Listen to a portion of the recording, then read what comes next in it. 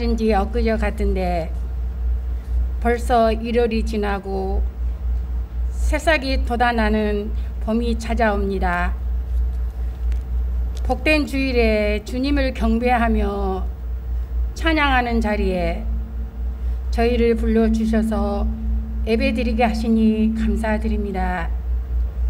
이 시간 저희가 온 마음과 정성을 다하고 뜻을 다하여 신령과 진정으로 드려지는 우리의 예배를 받아 주시옵소서. 사랑의 주님, 코로나가 계속 진행 중에 전쟁과 지진으로 인하여 어려움에 처해 있습니다. 아버지께서 그들을 위로해 주시고 가족들을 잃는 슬픔에 잠겨 있는 유가족들에게도 위로와 평강이 넘치나게 붙잡아 주시옵소서. 이 시간 찬양을 드리는 예배가 주님께 영광을 돌리고 저희들에게 은혜가 넘치는 시간이 되게 하옵소서.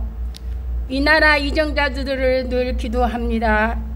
나라와 살림을 맡은 대통령이야 모든 정치인, 공무원들에게 봉사 정신을 주시고 충성된 일꾼들이 되어 잘 살아가는 나라가 되게 하옵소서. 저희 교회를 위해 간절히 기도드립니다. 말씀이 충만한 교회, 은혜가 넘치는 하는 교회, 능력이 충만한 교회, 사랑이 넘치는 교회, 기도에 불이 붙은 교회가 되게 하여 주시고 빈자리가 없도록 채워주시기를 간절히 바랍니다. 저희 교회에 속한 모든 권속들이 이 재단을 통하여 신령과 은혜를 풍성하게 모두가 축복된 생활로 감사와 찬송을 주님께 돌리며 살아가게 붙잡아 주시고 어떤 어려움도 이기게 하시고 저희들의 건강도 주시옵소서. 정성민, 유아영 형제 자매에게 새 생명을 주시고 아이와 산모가 건강하다니 참으로 감사를 드립니다. 주일학교, 고등부, 청년대학부를 믿음으로 성장하여 주시고 새학기를 맞이해서 좋은 선생님, 믿는 친구들을 만나가서 잘 적응할 수 있도록 인도해 주시옵소서. 객지에 있는 자녀들도 믿음으로 붙잡아 주셔서 어디에 가든지 주님과 함께 동행해 주시기를 간절히 기도드립니다. 병마와 시달리고 있는 우리 김효 지사님을 기억하시고 날마다 주님께서 아픈 고통을 치유하여 주셔서 하루빨리 쾌유하셔서 저희들과 주님의 성전에 나와서 주님의 영광에 돌린 날이 오기를 간절히 바랍니다. 이 시간도 주님의 말씀을 선포하실 우리 목사님 입에서 나오는 말씀이 능력의 말씀이 되게 하여 주시고 그 말씀을 듣는 자로 하여금 귀가 열리고 마음 문을 활짝 열어주사 생명의 말씀이 되게 하여 주시기를 원합니다. 이 자리에 참석시 못한 권속들 가정에서나 출타하는 곳에서 경건하게 예배드리게 하여 주시고 이 예배의 수종을 주님께 주관하시고 인도하여 주옵소서. 우리를 구원해 주신 예수님 이름으로 간절히 기도드립니다. 주의 영이 내게 임하셨으니 라는 말씀으로 잠깐만 은혜를 좀 말씀을 묵상하고 상고하도록 하겠습니다. 이 말씀 선포 후에 청년들이 나와서 준비한 특송 같이 하도록 하겠습니다.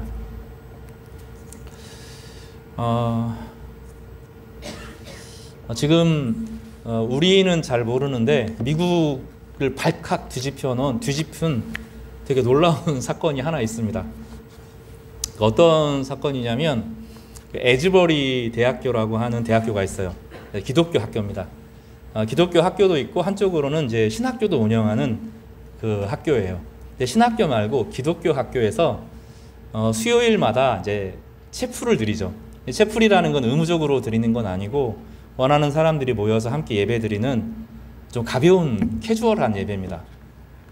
예, 어느 설교자가 로마서 강해를 이제 꾸준히 몇 주간에 걸쳐서 하고 있었나 봐요.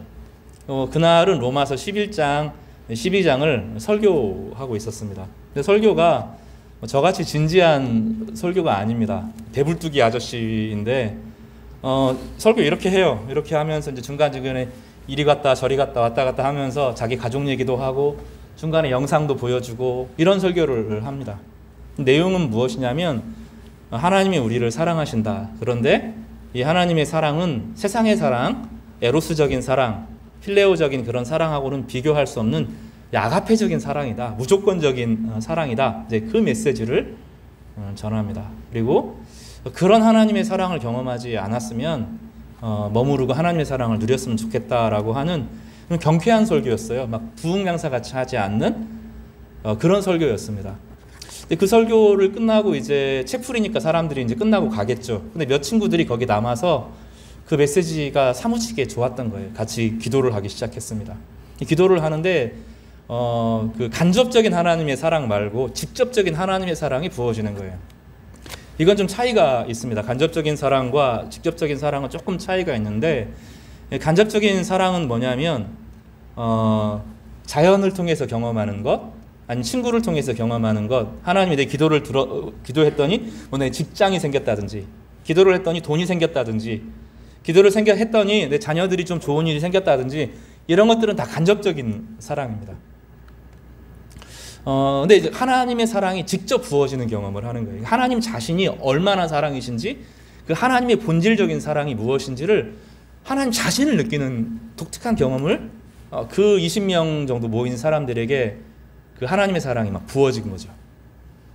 근데 그 기도 모임이 소문이 좀 나면서 주변에 사람들이, 흩어져 채플에 있던 사람들이 다시 그곳으로 모여들어서 예배하면서 기도하고 찬양하고 또 말씀 듣고. 근데 분위기가 막 열광적이지가 않아요. 막 찬양팀이 많은 것도 아니고 채플이니까 우리 정도 악기 정도 될 겁니다. 이 정도 수준에서 건반 하나 놓고 찬양하는 건데, 거기에서 그냥 찬양하고 하나님의 은혜가 막 직접적으로 부어지는 은혜가 부어져요. 그리고 하루가 지났는데 사람들이 더 모여듭니다. 이틀이 지났는데 사람들이 더 모여들어요. 일주일이 지났는데 사람들이 더 모여듭니다. 그리고 같이 오는 사람들마다 성령의 놀라운 경험들을 체험하는데, 다시 말하지만 직접적인 하나님의 사랑이 부어진 겁니다. 기도의 응답이 이런 게 아니라 간접적으로 하나님의 사랑이 머릿속으로 느껴지는 지혜에 이르는 것이 아니라 몸 전체로 하나님이 얼마나 사랑이신지 하나님의 사랑을 막 직접적으로 경험하는 거죠. 그런 일이 미국에 여러 번 있었어요. 예전에는 이제 조나단 에드워즈라고 하는 사람이 지옥 설교를 했어요. 하나님의 손에 심판대에 있는데 얼마나 무서운가. 그런데 예수 그리스도께서 우리를 어떻게 구속하셨는가를 한 200년 전에 설교했을 때, 그때 대각성운동이 일어납니다. 그리고 20세기가 들어오기 전에 이제 우리 전주의 기독교에 있는 수많은 시설들은 거기에서 생기게 되는데, 그 한 평신도 설교자가 설교를 하면서 놀라운 미국의 부흥이, 무디라고 하는 평신도, 이 사람은 목회자가 아닙니다. 목사가 된 적이 없어요. 근데 하나님의 말씀을 강력하게 선포할 때 수많은 사람들이 각성을 하면서 하나님의 사랑을 직접적으로 경험한 거죠. 그 하나님의 사랑이 너무 커서 그 사랑을 주체할 수가 없어서 한국으로 막 사람들이 넘어오기 시작한 거죠. 그렇게 세워진 것이 예수병원입니다. 그렇게 세워진 것이 신흥고등학교고, 그렇게 세워진 것이 기전여고이고 기전여전이고, 한일장신대가 그렇게 세워진 겁니다. 거기만 그런 게 아니라 광주 지역에, 전주 지역에, 경상도 지역에 어마어마한 20대 청년들이 막 넘쳐 들어왔는데 하나입니다. 하나님의 사랑이 그 안에 부어져서 그 사랑을 감당할 수 없기 때문입니다. 1960년대, 70년대 빌리 그레암 목사님을 통해서 그런 대각성운동이 일어났습니다. 근데 그 모임이 이제 좀 정돈이 돼요. 학교에서 더 이상 그 공간을 내어줄 수가 없다. 부정적인 게 아니라 학생들이 학업도 해야 되는데 이럴 수는 없다. 그리고 그 기도 모임들이 전국 대학교로 퍼져나가고 있는 중입니다. 너무 놀라가지고 팍스 뉴스, CNN 뉴스 대서특필을 합니다. 이 대각성이죠. 대각성은 정말로 하나님의 주권적인 역사에 의해서 사람들이 하나님의 사랑을 직접 경험하고 하나님을 정말로 경외하게 되고 그 하나님의 사랑이 흘러가는 그런 일들입니다. 오늘 이사야서 61장은 오고 오는 모든, 예수 그리스도를 경험하는 모든, 오고 오는 모든 세상 가운데 하나님께서 어떤 방식으로 세상을 구원하실지를 설명합니다. 세 단계로 본문이 주어지는데, 우리가 이사야 60장에서 보았던 한 성도, 일어나라 빛을 발하라 라고 하는 그 음성을 들었던 한 성도가 거기서는 이사야이고 히스기야이기도 하고, 나중에 사도 바울이 그 메시지를 자기로 들었는데, 한 성도가 하나님 앞에 정결하게 준비되었을 때 하나님께서 그 성도에게 기름을 붓는다는 거예요. 성령의 역사를 시작하신다는 겁니다. 그러면 그 성령의 역사를 말씀을 선포하고 하나님의 능력을 전하면 두 번째 단계에서는 상한 사람들, 마음이 상한 사람들, 갇힌 사람들, 포로된 사람들, 슬픈 사람들, 세상에서 실패한 사람들, 좌절한 사람들, 무너진 사람들이 치료가 일어난다는 거예요. 치료가. 이것이 두 번째 단계를 말합니다. 세 번째로는 이제 4절 이하로 나오는데, 그 사람들이 황폐되었던 것을 다시 쌓고 옛부터 무너진 것을 다시 일으키고 황폐한 성읍 곧 대대로 무너져 있던 것들을 중수한다. 이 단계로 나아간다는 거예요. 한 사람에게 하나님의 영이 임하고 그 사람의 사역과 그 사람의 삶을 통하여 주변의 사람들이 상처가 치료되어지고 자유를 얻게 되고 기쁨과 소망을 얻게 되는데, 이 무너졌던 사람들, 깨어졌던 사람들, 인생에서 낭망했던 사람들, 버려졌던 사람들, 이 사람들이 오래된 황폐되고 무너진, 이제 너무 절망이 커서 도무지 가망이 없다고 생각했던 그 오래된 성읍 가운데 찾아가서 그 성읍들을 일으켜 세우고 새로운 생명의 역사를 시작한다. 그 메시지가 이사야서 61장의 메시지입니다. 미국에 무슨 소망이 있습니까? 정치로 싸우는 걸 보면 전쟁을 후원하고 전쟁을 부추기고 다른 나라를 막 몰아내고 이런 걸 보면, 정치 영역에서 또 세속화된 영역에서 음란한 영을 생각해 보면 미국에는 소망이 없죠. 사실은 그 나라는 영적으로 망한 나라입니다. 언제 망하느냐? 사실 그걸 보고 있는 거죠. 영적인 시각에서는 미국은 망한 거죠. 그리고 그리스도인들이라고 하는 사람들이 정치를 잘못 이용하고 그것으로 자기 표를 얻고 세속화에 앞장서고 하는 걸 보면 미국은 영적으로 망한 나라예요. 그런데 그 설교자가 대단한 설교자가 아닌 것 같아요. 설교를 들어보면 그렇게 탁월한 설교도 아닙니다. 예전에 우리나라에 있었던 그 엄청나게 강력한 막 카리스마틱한 그런 사람도 아니에요. 그냥 차분하게 성경을 한 번이 아니라 여러 번 매 수요일마다 와가지고 강의했을 뿐이에요. 근데 그 에즈버리 대학교에 옛날에 70년대 그 전에 전통이 있었다는 거예요. 오랜 성도들이 그 대각성을 위해서 사실 오랫동안 기도를 했던 기도 모임들이 그 안에 있었다는 겁니다. 그리고 지금도 그 에즈버리 지역에 있는 많은 교회들과 성도들과 학교 안에는 그 대각성이 일어나기를 간절히 바라는, 예전에 그 에즈버리 대학에서 하나님께서 부흥을 주셔서 미국 전체를 영적으로 먹여 살렸던 것처럼 외적인 힘이 아니라 성령의 힘, 하나님 자신을 경험하는 그 은혜를 부어달라고 하는 오래 기도하고 깊이 기도하는 기도 모임들이 있었다는 거예요. 그리고 한 성도가, 한 목회자가 적절한 말씀을 전했을 때 그 목회자에 의해서 움직여지지 않는, 그 목회자를 훨씬 능가하는, 그 사람은 한 번도 생각해 보지 못했던 대각성이 폭발적으로 일어나게 된 겁니다. 우리에게도 저는 그런 일이 일어나기를 소망합니다. 오래 기도하는 성도들, 진실한 하나님의 영광이 세속적인 그런 거 말고요. 그것도 다 하나님의 선물이긴 하지만 일반 은총 가운데 주어지는, 때로는 우리의 삶의 필요를 일용할 양식을 공급하시는 모든 하나님의 섭리가 좋은 것인데, 그걸 넘어서서 하나님 자신을 경험하는 그런 은혜가 우리 가운데 넘쳐나기를 바랍니다. 그러면 흘러가게 돼요. 하나님의 사랑이 우리 가운데 부어지면 세상이 달라 보여요. 여러분 첫사랑 해보셨잖아요. 어떤 또 좋은 책을 옛날에 한번 읽었던 경험 있지 않으세요? 좋은 음악을 처음 들었을 때 그 감동에 빠지면 세상 전체가 막 아름다워 보이지 않아요? 근데 하나님의 사랑이 부어지면, 하나님이 직접적으로 경험하면, 왜곡되어지지 않은 하나님의 사랑을 십자가 안에서 만나면 사람 자체가 달라지는 거죠. 외적인 상황이 달라지는 것이 아니라 내면에 하나님의 사랑으로 충만해지는 독특한 은혜의 경험이 있다는 거예요. 그 성경에 있는 수많은 사역자들이 있어요. 이사야 같은 사람 불가능한 사역을 합니다. 이사야는 그래도 조금 이해가 되는데 예레미야로 넘어가면 불가능해요. 이 엄청난 적대 세력 앞에서 우리는 한 사람만 나를 싫어해도 못 견디거든요. 그 모임이 싫어요. 전체가, 여러분 중에서 저를 한 사람만 미워해도 저는 여기서 설교하는 게 싫어지거든요. 설교는 그래요. 어떤 모임에 어떤 학교가 있는데 다 모든 친구들이 자기를 좋아해도 한 사람만 자기를 미워하면 있기 싫어요. 그것이 사람이 그렇습니다. 사람은 감정적인 동물이라 그렇다고요. 근데 예레미야는 완전한 적대 세력에서 자기의 말을 들어주지 않는 사람들에게 계속 사역을 했거든요. 어떻게 가능했을까? 어떻게 이게 가능했을까? 요셉이 형들에게 버림받고 이집트에 끌려 내려가서 어떻게 인생을 살았을까? 하나님의 직접적인 사랑이 있었던 거예요. 말로 설명하는 것이 아닙니다. 논리적으로 설명하는 것이 아니라 하나님이 자기를 사랑하는 사랑이 느껴지는데 그 사랑이 너무 큰 거예요. 세상이 그 어떠한 것보다도 너무 커서 모든 것을 넉넉하게 이기고도 남는 풍성한 은혜가 그 안에 주어지는 거죠. 에즈버리에 예전에 1970년대에 그런 일이 있었다는 거예요. 이 성도들이 미국의 상황들이나 전역의 것들을 힘과 권력과 막 이런 방식이 아니라 하나님의 사랑을 직접 느끼게 해달라고 간절히 소망했던 그런 사람들이 그 안에 있었던 거죠. 하나님께서 때가 되어서, 그리고 설교자가 단순해. 이 설교는 기억되고 말씀은 기억되지만 자기는 잊혀지기를 바라는 그런 사람이더라고요.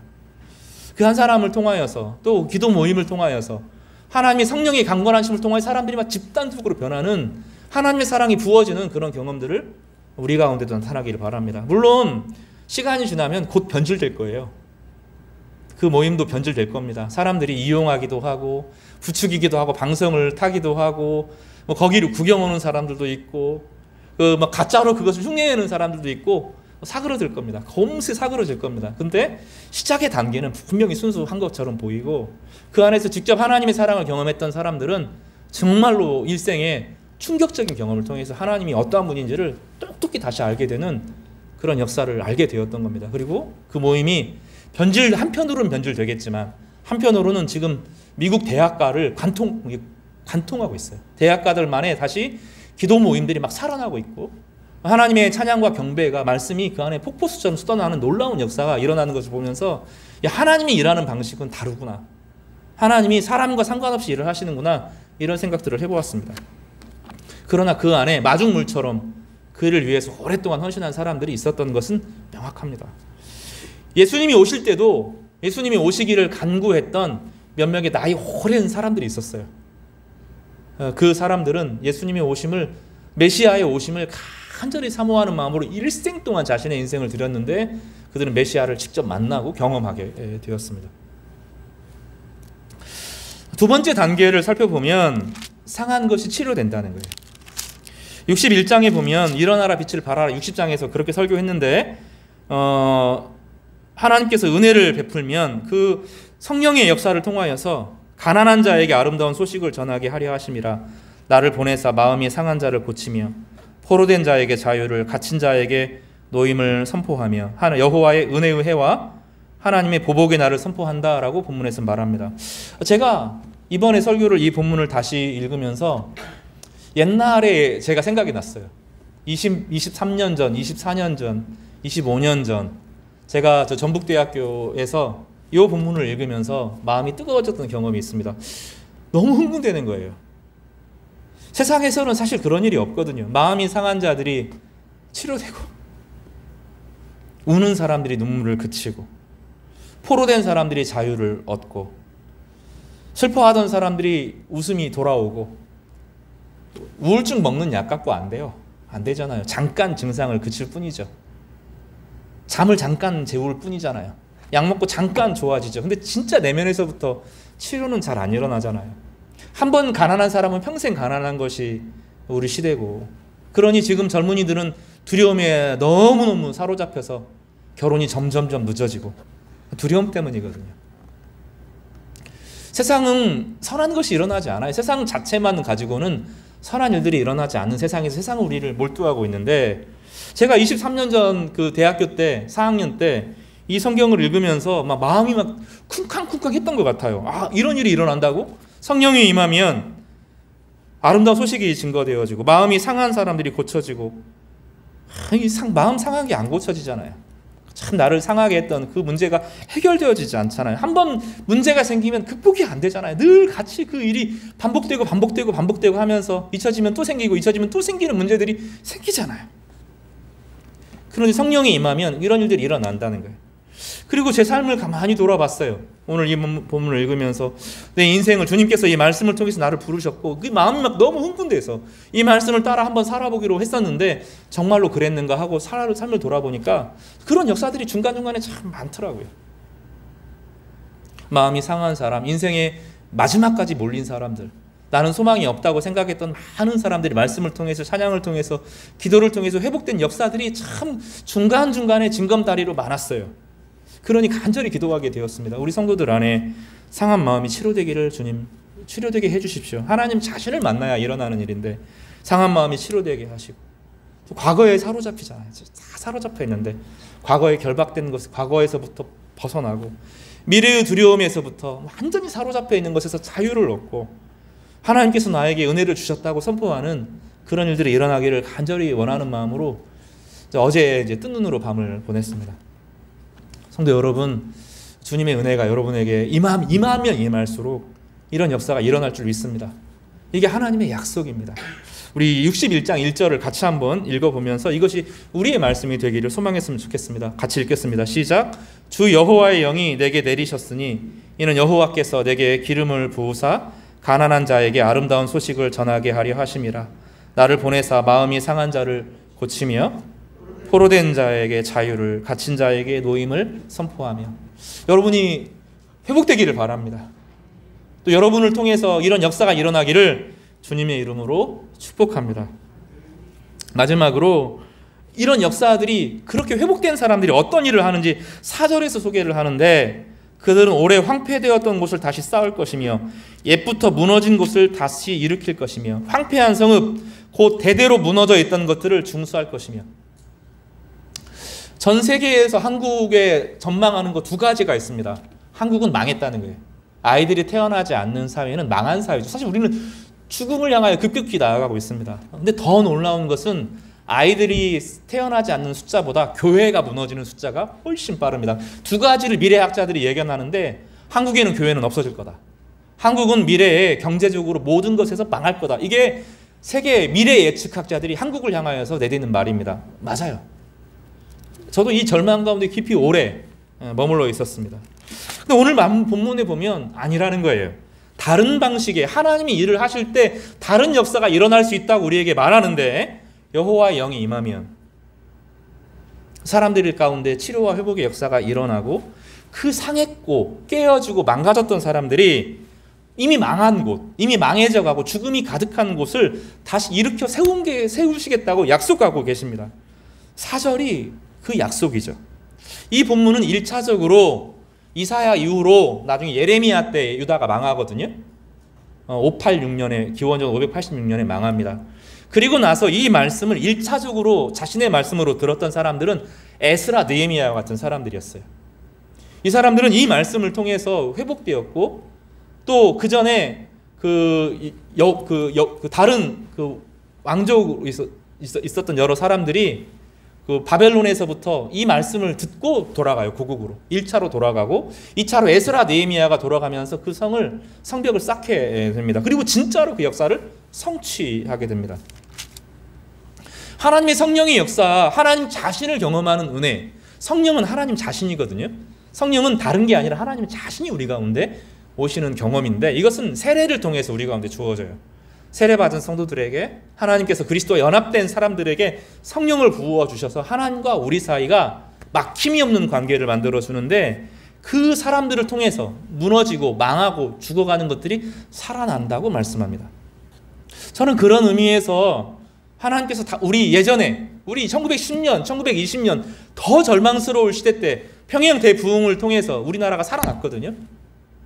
소망이 없다고 말할 때 하나님께서 강력한 운행을 통해서 회복시키시는 놀라운 역사가 일어났는데, 다른 게 아니라 어떤 성도들이, 이 상한 마음에 치료를 받은 성도들이 주님 앞에 나와서 주님의 능력으로 말씀 앞에 있으면 이런 무너지고 죽고 오래되고 너무 낡아서 이것은 안 된다고 포기하는 바로 그곳에 하나님의 역사가 일어난다고 성경은 말하고 있고, 이 역사가 여러 번 성취되고 다시 미국에서 또 일어나고, 이 미국의 일들이 다시 또 영국으로 일어나고, 이런 일들이 일어나고 있다는 거예요. 사랑하는 성도 여러분, 절망한 것들이 우리 안에 많아요. 교회 안에 볼 때 실망스러운 것도 많고, 또 우리 가정을 볼 때 무너진 도무지 안 되는 실망스러운 것도 있고, 직장에서도 나라를 볼 때, 정치를 볼 때, 한국의 교계를 볼 때 도무지 이거는 안 된다고 마음 깊은 곳에, 우리 성도들 마음 깊은 곳에 자리 잡고 있는 마음이 절망이더라고요. 절망. 우리는 안 되는구나. 지방은 안 되는구나. 나는 안 되는구나. 우리 가정은 안 되는구나.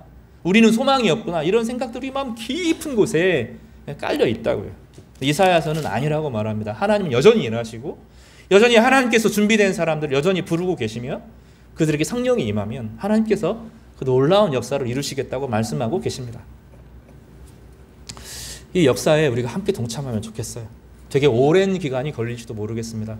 기도 모임들이 일어나는 것, 성경을 읽는 모임들이 일어나는 것, 또 성경을 가지고 말씀을 나누는 사람들이 일어나는 것, 서로를 중보하는, 오래 기다리면서 하나님의 역사를, 하나님이 강권하시는 역사를 기다리는 성도들, 그래서 간접적인 축복 말고 직접적으로 하나님을 경험하는 그런 은혜를 사모하는 저희 성도들 되시기를 주님의 이름으로 축복합니다. 그럴 때 하나님께서 이 부흥을 우리 모두에게 풍성하게 부어 주실 것입니다. 이 은혜 우리 모두에게 이런 은혜가 임하기를 주님의 이름으로 축복합니다.